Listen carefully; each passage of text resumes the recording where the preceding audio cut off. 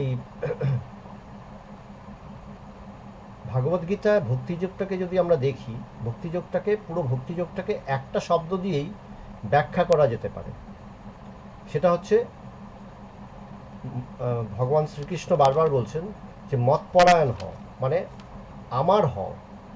এই মতপরায়ণ বা মতপর, এই কথাটা একটু বুঝতে হবে যে বিষয়টা ঠিক কি বলছে। তো আমরা যখন আধ্যাত্ম চর্চা করি, আধ্যাত্ম চর্চার সময় যে কতগুলো ধাপ আছে। প্রথম হচ্ছে কি বলছেন, প্রথম হচ্ছে তত্ত্ব নির্ণয়, মানে তত্ত্ব বা এই সত্য, ঈশ্বর কি বা ভগবান কি বা ব্রহ্ম বা আত্মা কি, বলছেন সেই সম্বন্ধে, সেই তত্ত্ব সম্বন্ধে, সেই বিষয়টা সম্বন্ধে বা সেই সত্য সম্বন্ধে, পরম বস্তু সম্বন্ধে আমার ধারণাটা প্রথমে সুস্পষ্ট হতে হবে। যখন আমার ধারণাটা সুস্পষ্ট হয়, তারপরে গুরু কি করেন? গুরু সাধারণত আমাকে উজ্জীবিত করেন, প্রেরণা দেন যেন আমি তার অনুসরণ করি। তো আস্তে আস্তে কি হয় বলছেন, প্রত্যেকটা জিনিসকে যখন আমি ধারণা করি, প্রথমে কি হয়, প্রথমে আমার মন সেখানে যায়। যখন আমি কোনো বস্তুর সম্বন্ধে বা কোনো বস্তু বা বিষয়ে, যেমন সাধারণভাবেও আমার কিছু একটা বস্তু চাই, ধরো সামনে দুর্গাপূজা আসছে, নতুন কাপড় কিনবো। তো নতুন কাপড় কিনবো, কাপড় কেনার জন্য আমার মনের মধ্যে আগে একটা বৃত্তি উঠবে যে আমার কাপড়টার প্রয়োজন, কাপড়টার প্রয়োজন। তারপরে কিন্তু আমার কর্ম নির্ধারণ হয় সেই অনুসারে। অর্থাৎ আমি কাপড় কিনতে আমি বাজারে যাই, বাজারে গিয়ে আমি কাপড়টাকে সংগ্রহ করি, কিনে আমি ফিরে আসি। তো প্রত্যেকটা জিনিস কি ধাপে ধাপে কিন্তু হয়। ঠিক তেমনি আমরাও প্রথমে কি হচ্ছে বলছেন, সত্য নির্ধারণ করতে হবে। বলে সংসারে আমার এই পঞ্চেন্দ্রিয় সাহায্যে, আমার মনের সাহায্যে আমি সংসারে বিবিধ জিনিস দেখি, এখানে নানান কিছু দেখছি। সংসারের প্রত্যেকটা জিনিস আমার কাছে প্রয়োজনীয় অপ্রয়োজনীয় যাই হোক, সেটার সাথে আমি এনগেজ হয়ে আছি, আমি প্রত্যেকটার সময় জড়িয়ে আছি, অতপ্রতভাবে জড়িয়ে আছি। ভালো মন্দ সুখ দুঃখ প্রত্যেকটা জিনিস নিয়ে আমি আছি, এর থেকে বেরিয়ে আসতে আমি পারি না। এখানে গুরু শাস্ত্র বলছেন যে দেখো, এই সমস্ত কিছুর পারে ব্রহ্ম আছে বা ভগবান আছেন। সেই ব্রহ্ম বা ভগবান, মানে সহজ ভাষায় আমরা সাধারণত যে ভাষাটা ব্যবহার করি সেটা হচ্ছে ভগবান বা ঈশ্বর। তো বেদান্ত শাস্ত্রে বা উপনিষদে, বেদে বলা হয় তাকেই ব্রহ্ম, আত্মা, পরমাত্মা যাই বলি, মূলত এক অর্থেই আমরা কথাগুলো ব্যবহার করে থাকি, একই অর্থে, সেই পরম সত্যের অর্থেই ব্যবহার করা হয়, সেই পারমার্থিক সত্য। তো জিনিসটা কি বলছে, প্রথমে তুমি ঈশ্বর সম্বন্ধে শোনো, ভগবান সম্বন্ধে শোনো, শুনতে শুনতে তার প্রতি একটা প্রেম জাগে, ভালোবাসা জাগে, মনের মধ্যে সত্য নির্ধারণ হয়, তিনি কি বা ব্রহ্ম বা আত্মা কি, সেই সম্বন্ধে একটা ধারণা গড়ে ওঠে মনের মধ্যে। ধারণা গড়ে ওঠার পরে তার গুণ ব্যাখ্যা করা হয় যে ওই ঈশ্বর লাভ করলে তোমার কি হতে পারে। তাই দেখবে ভাগবত গীতাতে সাধারণত বলা হয় যে গীতা পাঠ করছো তুমি, গীতা পাঠ করা একটা ভালো অভ্যাস, গীতা পাঠ করতে হয়। তো সাধারণত এই আমাদের সনাতন পরিবারগুলোতে, এই হিন্দু পরিবারগুলোতে বা সনাতন ধর্মের এই পরিবারগুলোতে প্রত্যেকেই শেখানো হয় যে স্নানের পরে তুমি গীতার অন্তত এক অধ্যায় না পারলেও অন্তত একটা দুটো শ্লোক তুমি পাঠ করো। সেই সাথে আরেকটা জিনিস বলা হয়, গীতা মাহাত্ম্য পাঠ করো। তো গীতা মাহাত্ম্য পাঠ করার উদ্দেশ্য কি? সেখানে সেই গুণ বর্ণন করা হচ্ছে যে দেখো এটা প্রয়োজন, এটা কীরকম, অনেকটা যেন অ্যাডভার্টাইজমেন্ট করা। আমরা কোনো একটা বস্তু বা একটা জিনিস কিনতে যাওয়ার আগে আমরা কীভাবে ওই ব্র্যান্ডটা সম্বন্ধে যখন আমরা জানি, যে আমরা ধরো একটা টিভি কিনবো, কিসের টিভি কিনবো, আমি একটা ব্র্যান্ডের অ্যাডভার্টাইজমেন্ট রোজ দেখছি বসে বসে বা পেপারে পড়ছি, এই ব্র্যান্ডের নামটা আমার মাথায় ঢুকে গেছে। দোকানে গিয়ে যখন দেখলাম যে অনেক ব্র্যান্ডের টিভি আছে, আমি টিভি কিনতে দোকানে গেলাম, অনেক ব্র্যান্ডের টিভি আছে, কিন্তু আমি যে ব্র্যান্ডটাকে রোজ দেখছি, অ্যাডভার্টাইজমেন্ট দেখছি, বিজ্ঞাপন দেখছি, সেই ব্র্যান্ডটাই কিন্তু আমার চোখে বেশি করে পড়বে। আমি কিন্তু স্বাভাবিকভাবে কৌতূহলী হব সেই ব্র্যান্ডটার সম্বন্ধে আরও বেশি জানতে। আমি কিন্তু তখন বারবার ঘুরে ঘুরে ওখানটায় যাব এবং সেলসম্যান আমাকে সেই জিনিসটা বুঝে আমাকে কিন্তু সেই ব্র্যান্ডের টিভিটা আমাকে বিক্রি করবে। তো এখানেও তাই বলছেন, আমি সংসারের মধ্যে প্রত্যেকটা বিষয় নিয়ে আমি জড়িয়ে থাকি। এখানে কিন্তু ঈশ্বর কি নিজে এসে অ্যাডভার্টাইজমেন্ট করছেন? বলছেন না, এখানে অ্যাডভার্টাইজমেন্টটা কে করে? বলছেন গুরু এবং শাস্ত্র, তারা করুণা পরবশ হয়ে যেন ঈশ্বরের বিজ্ঞাপন দিচ্ছেন আমাদের কাছে, ঈশ্বরের কথা বারবার শোনাচ্ছেন, করুণা পরবশ হয়, যে করুণা করছেন কেন? বলছেন আরে বাবা তুমি খুব কষ্টে আছো। বলে না আমি কষ্টে নেই, আমি সংসারের মধ্যে কষ্টে নেই, আমার ঠিক আছে ভালো মন্দ মেশানো, এর মধ্যে কিছু কিছু সময় হয়তো আমার একটু কষ্ট টষ্ট হয় ঠিকই, কিন্তু মোটামুটি সংসারে আমি ভালোই আছি। তখন গুরু এবং শাস্ত্র বারবার বিচার করতে আমাকে বলেন বিচার করে দেখো যে প্রকৃতই কি তুমি ভালো আছো। এবং বিচার দ্বারা তারা এটা দেখান যে দেখো, কম্পেয়ার করে দেখো যে তুমি সবসময় একটা দোলায় দুলছো। যেমন একটা খুব সুন্দর কথা পড়ছিলাম, বলছেন ধ্যানানন্দ বলে একজন ছিলেন, মহারাষ্ট্রের এক বিরাট বড় সাধক। তিনি বলছিলেন যেমন সমুদ্রের সামনে গিয়ে যদি আমি দাঁড়াই, সমুদ্রে যদি স্নান করতে যাই, সমুদ্রের বড় বড় ঢেউগুলো আসে, মাঝে মধ্যে ঢেউগুলো এত বড় হয় যে আমার মধ্যে ভীতির সঞ্চার হয়, আমি ভয় পাই। তখন ঢেউটার থেকে পালিয়ে আসার চেষ্টা করি, নিজেকে বাঁচানোর চেষ্টা করি, নিজেকে রক্ষা করার চেষ্টা করি। ঢেউ আমাকে কি করে? আমাকে অনেক সময় উল্টে পাল্টে দেয়। ঢেউগুলো মাঝে মধ্যে এমনভাবে আসে যে আমাকে উল্টে পাল্টে দেয়।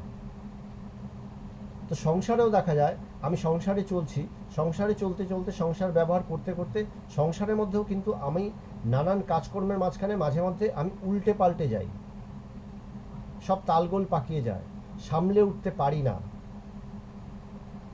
তো ধ্যানানন্দজি বলছেন দেখো, সমুদ্রে দেখেছো তো, সমুদ্রের মাছগুলোকে দেখেছো? মাছ, কচ্ছপ, সমুদ্রে যারা থাকে সেই সামুদ্রিক প্রাণীগুলোকে দেখেছো? তাদের জন্য কোনো অসুবিধা হয় না, তারা ওই জলের মধ্যে কিন্তু দিব্যি আছে, সমুদ্রের ঢেউ আছে, সমুদ্রের গভীরতা, জলের গভীরতা আছে। আমাদের দেখবে জল একটু গভীর হয়ে গেলেই আমাদের ভেতরে একটা আতঙ্কের সূচনা হয়। সাঁতার যদি আমি খুব ভালো না জানি তবেই আমার মধ্যে একটা আতঙ্কের সূচনা হয়। যে সাঁতার অনেক জানে সেও যদি একটু গভীর জলে চলে যায়, নদীর গভীরে চলে যায়, তার দম ফুরিয়ে আসতে থাকে সাঁতার কাটার, তখন কিন্তু তার ভেতরেও একটু উদ্বেগের সূচনা হয়। বলছেন কিন্তু সামুদ্রিক সেই প্রাণীগুলোকে দেখো, তাদের মধ্যে তো কোনো উদ্বেগ নেই, তারা নিশ্চিন্ত, তারা নিশ্চিন্তে ওখানটাতে চলছে, এই জলের মধ্যেই কিন্তু তারা ভেসে বেড়াচ্ছে, তারা ডুবছে, তারা সাঁতার কাটছে, তারা সব কিছুই করছে, ওই জলটাই তাদের সংসার। বলে এই সংসারেও আমরা কি হয়, আমাদের ব্যবহার অনেকটা সমুদ্রের বাইরে থেকে ব্যবহারের মতন। এই ঢেউ, সংসারের ঢেউ আমাকে নানান সময় তালগোল পাকিয়ে দিয়ে উল্টে পাল্টে দেয়, আমি সামলে উঠতে পারি না। বলেন কী করতে হবে? বলছেন দেখো, সমস্তটাই ঈশ্বরময়, ঈশ্বরেরই সংসার। যখন ঈশ্বরের সংসার হয়, আমি যখন ভক্ত হই, আমি তখন সেই সমুদ্রের সেই মাছটার মতন আমি জলের মধ্যেই থাকি, ঈশ্বরকে নিয়েই থাকি, তখন আমার মধ্যেও কোনো উদ্বেগ নেই। তখন আমিও মানে আমি নিজেও উদ্বেগ ফিল করি না, বা আমি নিজেও কাউকে উদ্বেগ দেই না। বলছেন এটা ভক্তের কোয়ালিটি। ভগবদ্গীতায় এই একটা শ্লোক আছে, এই দ্বাদশ অধ্যায়ে এই একটা শ্লোক আছে যে 15 নম্বর শ্লোক আছে, না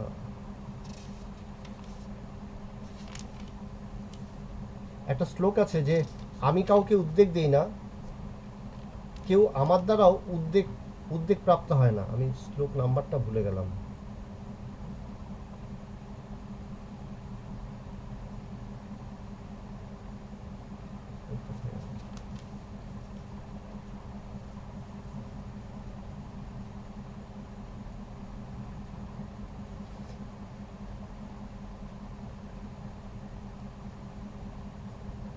যাই হোক, আমি পরে পড়তে পড়তে পাবো যে বিষয়টা কি। বিষয়টা হচ্ছে যে আমি শান্তভাবে ঈশ্বরকে উপলব্ধি যখন করি, তখন কিন্তু আমি শান্ত থাকি, তখন কিন্তু আমার মধ্যে কোনো উদ্বেগ হয় না। এই সংসারের মাঝেই আছি, সংসারটা তখন আমার কাছে ঈশ্বরময় হয়ে যায়। তখন আমি দেখি ঈশ্বরময়, ঈশ্বর যেন আমাকে ধরে আছেন, সবসময় তিনিই যেন আমাকে পালন করছেন। সমুদ্রই এই সমস্ত মাছগুলোকে পালন করছে, সমুদ্রের সমস্ত প্রাণীকে পালন করছে, তাই তাদের মধ্যে কোনো চিন্তা নেই, তারা নিশ্চিন্তে থাকে ওখানে। ঈশ্বর যখন আমাকে পালন করেন, তখন আমি কিন্তু নিশ্চিন্ত হই। ঈশ্বর বাস্তবিক সবাইকেই পালন করছেন, সব কিছুকেই পালন করছেন, আমাকেও তিনিই পালন করছেন, কিন্তু আমি বুঝি না। এই যে আমি বুঝি না, ধারণা করতে পারি না যে ঈশ্বর আমাকে পালন করছেন প্রকৃত রূপে, এই না বোঝাটাকেই অজ্ঞান বলা হচ্ছে। বলছেন অজ্ঞান জন্য আমি ঈশ্বর সম্বন্ধে ধারণা না থাকার ফলে, ব্রহ্ম সম্বন্ধে আমার ধারণা না থাকার ফলে আমি এই কথাটা বুঝি না, অনুভব করি না। আমি মনে করি আমাকেই সমস্ত কিছু করতে হয়, আমাকেই সংসার চালাতে হয়, সংসারের দায় দায়িত্ব আমাকেই পালন করতে হয়, আমাকেই সব কিছু করতে হয়। এর পারে কি আছে সেটা আমি ঠিক বুঝি না, ধারণাই করতে পারি না। বলছেন এর পারেই সত্য দাঁড়িয়ে আছে, বললেন ঈশ্বর। বলছেন প্রথমে কি প্রথমে হচ্ছেন সত্য নির্ধারণ, তারপরে সত্য সম্বন্ধে বারবার আমাকে আমার মধ্যে ভালো লাগা মানে গুণ ব্যাখ্যা করা হচ্ছে যে ঈশ্বরকে পেলে কি হতে পারে, একজন ভক্তের চরিত্র কি হয়। ভগবদ্গীতার এটা এই দ্বাদশ অধ্যায়ের শেষের দিকে এই কথাগুলোই বারবার বলা হয়েছে যে একজন ভক্তের চরিত্র কি হয়, বা যে ঈশ্বর কি, ঈশ্বর সম্বন্ধে ধারণা করেছে, যার ঈশ্বরের বোধ হয়েছে, সে তখন কি হয়, তার কি হয়। তো ভগবান শ্রীকৃষ্ণ বলছেন তারপরে কি, বলছেন তারপরে এই সমস্ত কিছু দিয়ে কি করতে হবে। বলছেন বলার উদ্দেশ্য কি, মতপর হও, মানে আমাকে ধারণা করো। প্রথম জিনিস কি, আমি ঈশ্বর সম্বন্ধে ধারণা করছি, সত্য সম্বন্ধে ধারণা করছি, যে সত্য ঈশ্বর, বলছেন ধারণা করছি। তারপরে সেই ধারণাটা আস্তে আস্তে বলছেন আমার সমস্ত যে সমস্ত মন আমি তোমাকে সমর্পণ করছি, আমি আমার সমস্ত কর্ম আমি তোমাকেই সমর্পণ করছি। এটা কিন্তু অটোমেটিক জিনিসটা হয়। কীরকম, যেমন শুরুতেই বললাম যে আমি ঠিক করলাম আমি একটা কাপড় কিনবো, সামনে দুর্গাপূজা আসছে, আমি একটা কাপড় কিনবো, এই চিন্তাটা যখন আমার দৃঢ় হবে, তখন স্বাভাবিকভাবেই আমি কিন্তু বাজারে চলে যাব কাপড় কেনার জন্য, যে না অত তারিখেই কিনবো। আমি অমুক দিন ঠিক বাজারে প্ল্যান করে চলে যাই, বাজারে ঘুরে টুরে আমি কাপড় একটা পছন্দ করে কিনে নিয়ে চলে আসি। কিভাবে হলো, বললেন ওই কাপড় কিনবো সেই প্রয়োজনটা যখন আমার প্রয়োজনটাই যখন আমার সংকল্প হয়, যে হ্যাঁ, তখনই কিন্তু ওই চিন্তার গভীরতায় কর্মটা অটোমেটিক হয়ে যায়, কর্মটা সৃষ্টি হয়ে যায়, তখন আমি কর্মটা করে ফেলি। বললেন এখানেও ভগবানকে নিয়ে আমি ভাবছি, আমাকে সত্য বোঝানো হলো, আমি ভগবানকে নিয়ে ভাবছি, ভগবানকে নিয়ে ভাবতে ভাবতে আস্তে আস্তে তার প্রতি ভালোবাসা তৈরি হলো, তারপরে প্রয়োজনীয়তা বোধ হলো যে না ভগবানকেই আমার দরকার। তখন কি হয়, আমি ভগবানের জন্য ছুটতে শুরু করি। যেমন কাপড় কিনতে আমি ছুটলাম, বাজারে ছুটলাম, বলেন ভগবানের জন্য ছুটছি। বললেন ভগবানের জন্য ছোটাটা কি বাইরে, বলছেন না, ভগবানের জন্য ছোটাটা মূলত অন্তরে, ভেতরে। কি হয় ছোটাটা, যে আমার সমস্ত চিন্তা যে বাইরে ছুটে যাচ্ছিল, সেই সমস্ত বাইরে ছুটে যাওয়া চিন্তাগুলো এবার অন্তর্মুখীন হলো, ঈশ্বর অভিমুখে আসলো, ঈশ্বরকেই আমি প্রধান করলাম। এই জীবনের মধ্যে আমি কোন বস্তুটাকে প্রাধান্য দিচ্ছি সেটার উপরেই কিন্তু সমস্ত কর্ম নির্ধারণ হয়। ধরো বাড়িতে গেস্ট এসছে, 5 জন গেস্ট এসছে, আমি শরবত বানিয়ে এনেছি, তাদেরকে সার্ভ করছি। যখন সার্ভ করছি তখন আমি কিন্তু আমার মন কিন্তু আমাকে নির্ধারণ করে দেয়, আমার হৃদয় নির্ধারণ করে দেয় আমি কোন দিক থেকে সার্ভ করব, কাকে আগে দেব। সাধারণত কি হয়, হয় আমরা একদম ছোটদেরকে প্রথমে দিয়ে দিই, বা যে সম্মানীয় তাকে প্রথমে দিই যে আপনি গ্রহণ করুন। যারা উপস্থিত তাদের মধ্যে যে সব থেকে সম্মানীয় তাকে আগে দিই। অর্থাৎ কি, সব থেকে দামি যে, বা বাচ্চাটাকে আগে দিই। কেন? বাড়িতে বাচ্চাটা হয়তো সব থেকে দামি, তাই আমি তাকে আগে দিই। তো জীবনেও তাই বলছেন, যখন ঈশ্বরকে আমি মানে সমস্ত কিছু বলে জ্ঞান করি, যে ঈশ্বরই সমস্ত কিছু, তখন স্বাভাবিকভাবেই আমার মন ঈশ্বর অভিমুখে যাত্রা করে, ঈশ্বরকে নিয়ে থাকে, ঈশ্বরকে নিয়ে চিন্তা করে। ঈশ্বরকে নিয়ে যখন চিন্তা করে তখন কি হয়, আমার মন প্রাণ কর্ম সব ঈশ্বরকে কেন্দ্র করেই হয়। আমার সমস্ত কর্মের উদ্দেশ্য কি থাকে? ঈশ্বর। সমস্ত কর্মের উদ্দেশ্যই হয়ে যায় তখন ঈশ্বর। তাই বলছেন, যখন ভগবান শ্রীকৃষ্ণ এটাও বলছিলেন যে তুমি যদি আমাকে এক মনে ধারণা করতে না পারো, অসমর্থ হও, তবে কি করবে? বললেন, আমার জন্য তুমি কাজ শুরু করো। কিভাবে কাজ করবে? বলেন, আমাকেই সর্বোত্তম জ্ঞান করো এবং আমার জন্য তুমি কাজ করো। এখানে ভগবান শ্রীকৃষ্ণ অর্জুনকে বলছেন। অর্জুন যুদ্ধ করতে চাইছে না। কনটেক্সটটা কি? অর্জুন যুদ্ধ করতে চাইছে না, তাই ভগবান শ্রীকৃষ্ণ তাকে গীতার উপদেশগুলো দিচ্ছেন, গীতা শোনাচ্ছেন। তো অর্জুন যুদ্ধ করতে চাইছে না। অর্জুনকে বলছেন, তুমি মতপরায়ণ হও, আমাকে ধারণা করো, আমাকেই ভাবো, এক মনে ভাবো। এখন যদি তুমি মনে করো যে না, তুমি এক মনে আমাকে ভাবতে পারছো না, তবে কি করবে? বলে, তবে তুমি তোমার সমস্ত কর্ম আমার জন্য করো। কর্মটাকে জ্ঞান করো যে ওটা আমার কর্ম, তোমার নয়। আমি তোমাকে দিয়ে এই কাজটা করাচ্ছি, আমি তোমাকে নিযুক্ত করেছি এই কাজটা করতে, ওটা আমার কাজ, সেইভাবে তুমি কাজ করো। বল না, সেটাও আমি ঠিকভাবে করতে পারছি না, আমার কর্ম তো সব কিছু তোমাকে দিতে পারছি না, আমার মধ্যে ধরো অহংকারটা বেশি, আমি পারছি না। বলে, তাহলে কি হবে? বলে, তাহলে তুমি ধ্যান করো। ধ্যান অর্থাৎ তোমার সমস্ত যে বৃত্তি, কর্মবৃত্তি, তোমার মনের যত বৃত্তি, সমস্ত বৃত্তিতে তুমি আমাকে স্থাপন করো। তুমি দেখো সে বৃত্তিগুলোর উদ্দেশ্য কি। এবং সেটা বলে ভগবান শ্রীকৃষ্ণ কি বলছেন? বলছেন যে দেখো ভক্ত কেমন হয়, যে জানতে পারে যে তার সমস্ত কিছু যদি আমি ঈশ্বরকে সমর্পণ করে দিই, তবে সে কেমন হয়। বলছেন, সে কেমন হয়?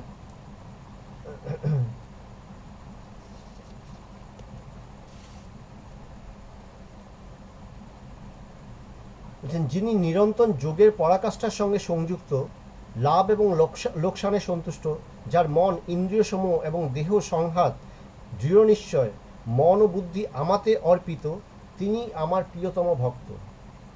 এখানে ভগবান শ্রীকৃষ্ণ বারবার এই কথাগুলো বলছেন যে আমার প্রিয় ভক্ত কে? অর্জুন শ্রীকৃষ্ণকে ভালোবাসেন, সখা। অর্জুনের সবসময় মনে হয় শ্রীকৃষ্ণের কাছে আমি সব থেকে দামি। তো ভগবান শ্রীকৃষ্ণ তাকে একটু উদ্দীপনা যোগাচ্ছেন যে আমার সব থেকে প্রিয় কে? বলছেন, সন্তুষ্ট সত্যম যোগী যত্ত আত্মদৃঢ় নিশ্চয়, মর্যার্পিত মনোবুদ্ধির যো মদ্ভক্ত সমে প্রিয়। যে যিনি যোগে মানে সবসময় আমার সাথে সংযুক্ত, যিনি লাভ লোকসান এইগুলো নিয়ে হিতাহিত নিয়ে এত বিচার করেন না, যার মধ্যে সেগুলোতে কিছু আসে যায় না, তিনি আমার সাথে যুক্ত। যে ঈশ্বরের সাথে যুক্ত, তার কাছে লাভই বা কি, লোকসানই বা কি। যেমন ওই এক্সাম্পলটা দিলাম, সমুদ্রের প্রকাণ্ড প্রকাণ্ড ঢেউ হচ্ছে, তার মধ্যে মাছ ভেসে যাচ্ছে, মাছ জলের মধ্যেই আছে, তার কাছে প্রকাণ্ড ঢেউই বা কি, আর জলের গভীরতাই বা কি, সবই তার কাছে সহজ। তাই তার কাছে এই লাভ কি, লোকসানই বা কি, এই সংসারে কোনটাই বা লাভ, কোনটাই বা লোকসান, সে তো তার সাথে ওতপ্রোতভাবে জড়িয়ে আছে। যিনি মন ইন্দ্রিয়সমূহ সংযত করে সমস্ত মন এবং বুদ্ধি আমাকেই অর্পণ করেন, তিনি আমার সর্বাপেক্ষা প্রিয়।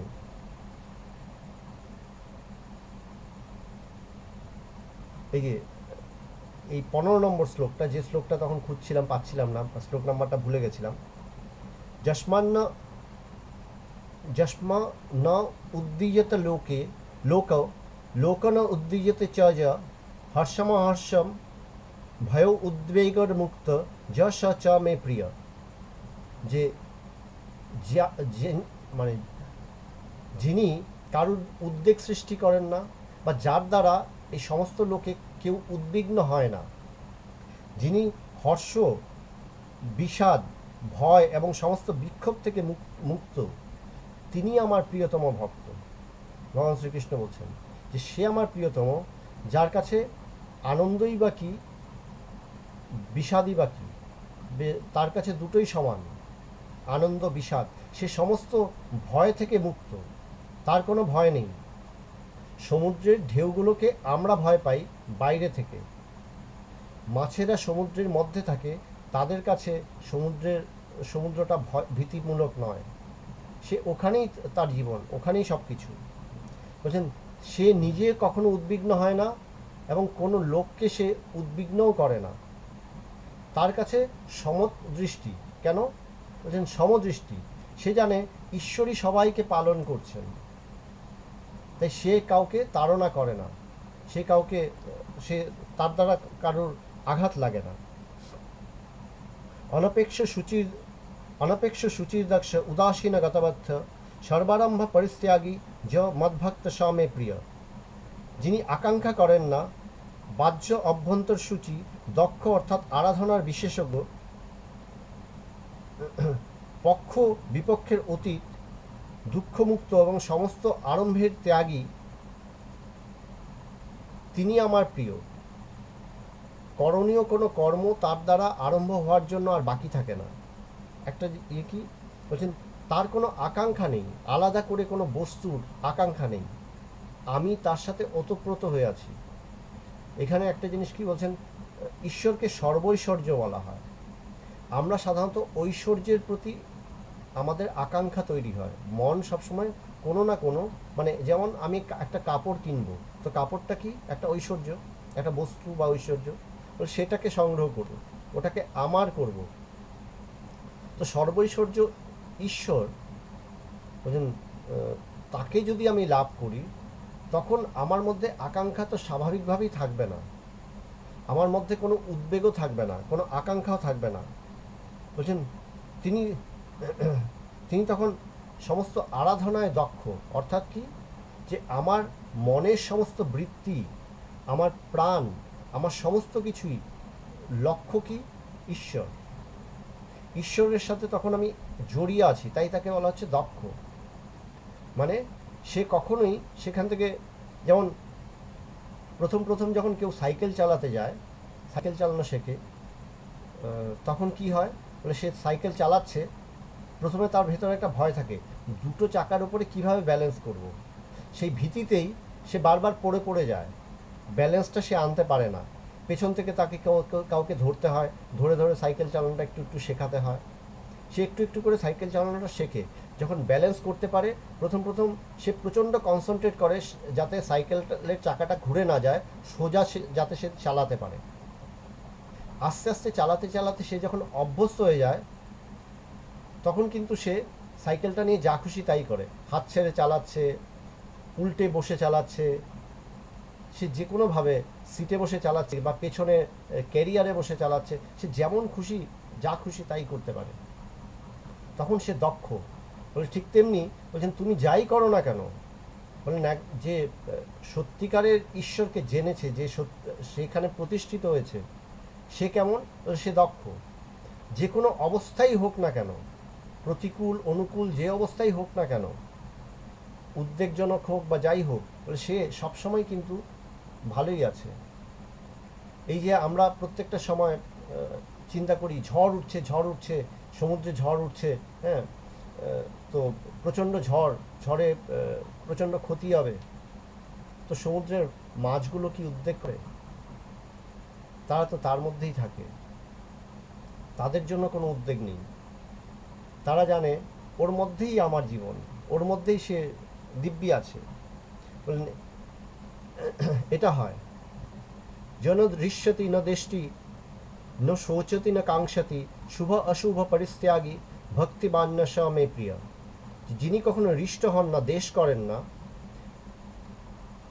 শোক করেন না, আকাঙ্ক্ষাও করেন না, যিনি শুভ অশুভ সকল কর্মফল পরিত্যাগ করেছেন, যেখানে শুভ পৃথক নেই, অশুভ বাকি নেই, ভক্তি পরাকাষ্ঠার সঙ্গে যুক্ত সেই পুরুষ আমার অতীব প্রিয়।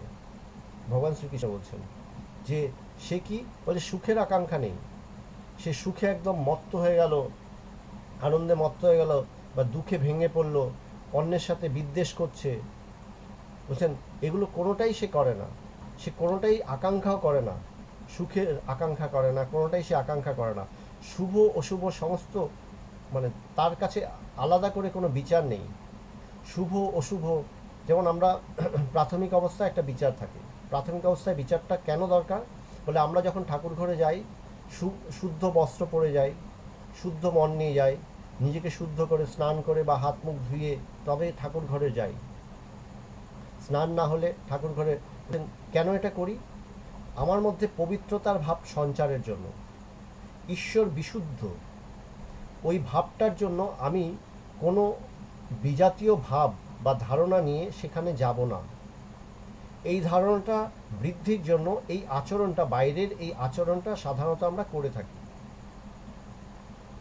কিন্তু যিনি সবসময় ঈশ্বরকে নিয়েই আছেন, তিনি একাকার হয়ে গেছেন। ঠাকুর রামকৃষ্ণদেব একটা কথা আছে, ঠাকুর রামকৃষ্ণদেব বলেছিলেন, তাকে হৃদয় জিজ্ঞেস করেছিল যে যে ঈশ্বর ব্রহ্মজ্ঞান হলে কি হয়? বলছে যখন খালের জল, নালার জল, গঙ্গার জল সব এক বলে বোধ হবে, আলাদা বলে বোধ হবে না, বলে তখন গিয়ে ঈশ্বর লাভ। বলে সবই তো সেই গঙ্গাই, কোনোটাকে নালা বলে দেখছি। তাই বলছে কোনোটা শুদ্ধ কোনটা অশুদ্ধ, কোনটাই বা শুদ্ধ কোনটাই বা অশুদ্ধ। বললেন এক ঈশ্বরই তো সব কিছু হয়েছেন, তাই তার কাছে আলাদা করে কোনো বিভেদ নেই। বলে হ্যাঁ, প্রাথমিক অবস্থায় আমি যখন চলি তখন আমাকে বিশুদ্ধতা নির্ধারণের জন্য আমাকে এটা করতে হয়, কিন্তু পরে মন যখন ঈশ্বরে স্থির হয়ে যায়, ঈশ্বর ধারণা স্থির হয়ে যায়, তখন আলাদা করে আর কোনো কিছুর প্রয়োজন পড়ে না। তারপরে ভগবান শ্রীকৃষ্ণ বলছেন সম শত্রু চ মিত্রে চ তথা মান অপমানয় শীতষ্ণ সুখ দুঃখেষু সম সঙ্গ বিবর্জিত। যিনি শত্রু ও মিত্রে মান অপমানে সমান, যার অন্তঃকরণে বৃত্তিগুলো সম্পূর্ণরূপে শান্ত, শীত উষ্ণাদি সুখে ও দুঃখে নির্বিকার এবং আসক্তি শূন্য, তিনি বলছেন, তার কথা বলছেন, বলছেন কি যে তার কাছে শত্রুই বা কে, মিত্র মানে বন্ধুই বা কে, কে শত্রু কেই বা বন্ধু, মান অপমান দুই তার কাছে সমান, তার অন্তঃকরণে আর কোনো বৃত্তি নেই, একটাই বৃত্তি, বলছেন ঈশ্বর, ভগবান, ভগবান ছাড়া আর দ্বিতীয় কোনো বৃত্তি নেই। সেই একটাই বৃত্তি, একটাই কর্ম, বলছেন ওটাই, এটাকেই বলা হচ্ছে মৎপর। এই ভাগবত গীতার দ্বাদশ অধ্যায়টাকে একটা শব্দ দিয়ে ব্যাখ্যা করা যায়, মৎপর, মানে আমার হও, আমার জন্য সব কিছু করো, আমাকেই ভজনা করো, আমার জন্যই করো, আমার উদ্দেশ্যেই কর্ম করো, আমাকেই ধারণা করো। বলছেন আমি সব কিছু। ভগবান শ্রীকৃষ্ণ বারবার এই কথাটাই বলছেন। তো ইয়ে বলছেন কি যে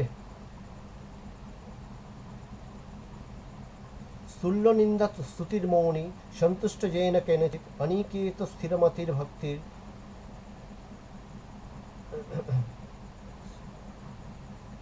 প্রিয় নরহ।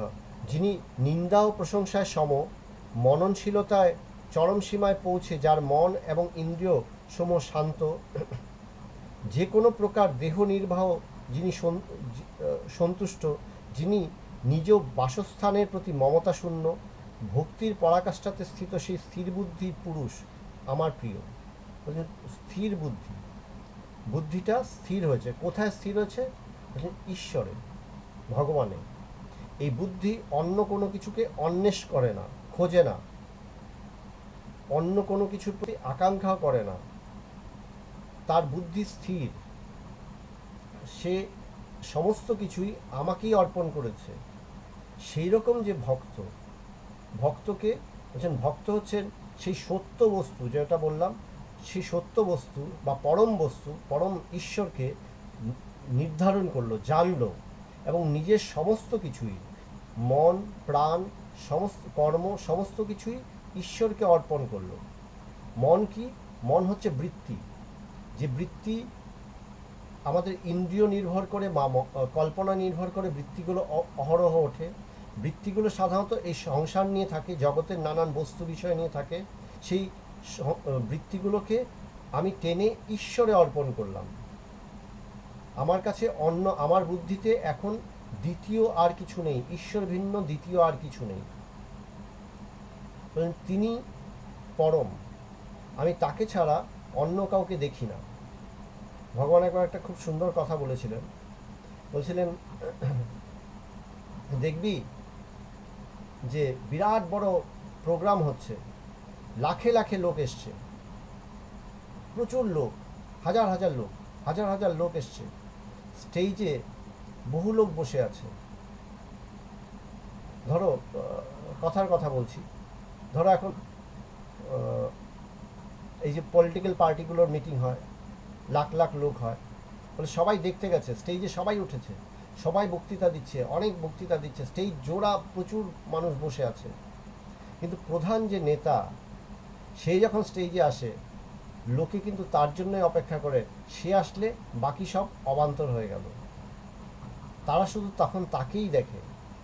তো ভগবান ওইটাই বলছেন যে দেখো, এই সংসারে তুমি সমস্ত কিছু নিয়ে আছো এখন, কিন্তু যেই মুহূর্তে তোমার তার সাথে সাক্ষাৎকার হবে, যখন তুমি সত্যি তোমার মন, তোমার বুদ্ধি যখন সেই সত্য বস্তু ঈশ্বরকে ধারণা করবে, যথার্থভাবে ধারণা করবে, তখন তোমার কাছে বাকি সমস্ত কিছুই অবান্তর হয়ে উঠবে।